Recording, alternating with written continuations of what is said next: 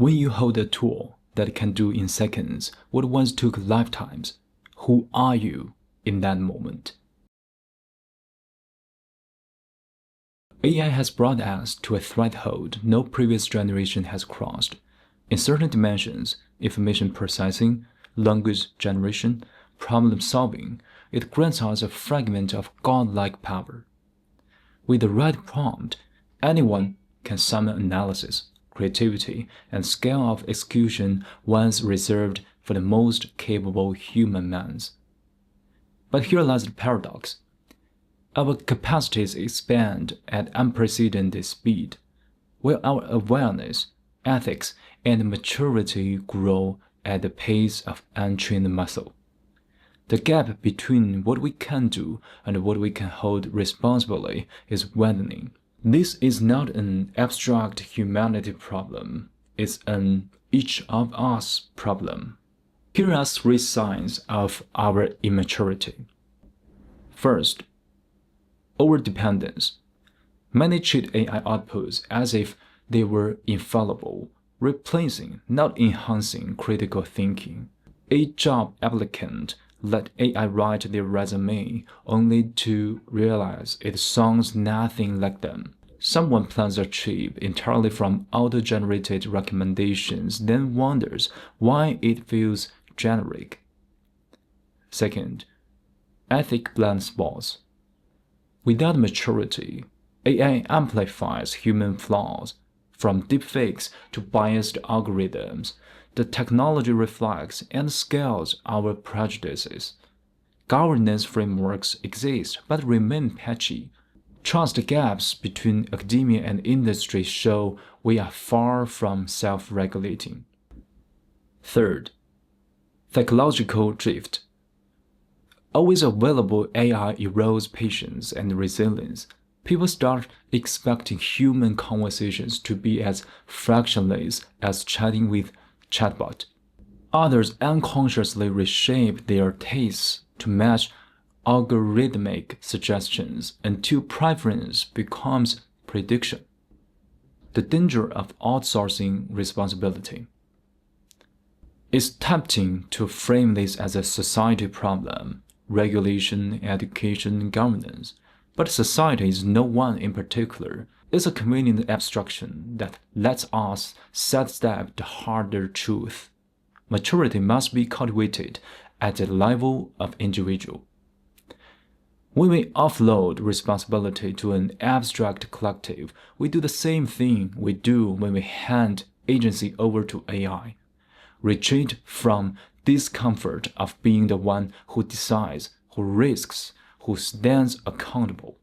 The readiness that matters is not just technical literacy, but alignment between our expanding abilities and our moral compass, self-awareness, and resilience. Without this, the driver of AI asleep at the wheel, lauded by the comfort of automated steering. The voyage ahead. The 21st century's great voyage is not across oceans, but into the shifting frontier between what is human and what is machine. And in this crossing, the integrity of the ship is not measured by the sophistication of its tools, but by the strength of the hands, the clarity of the hearts that steer it.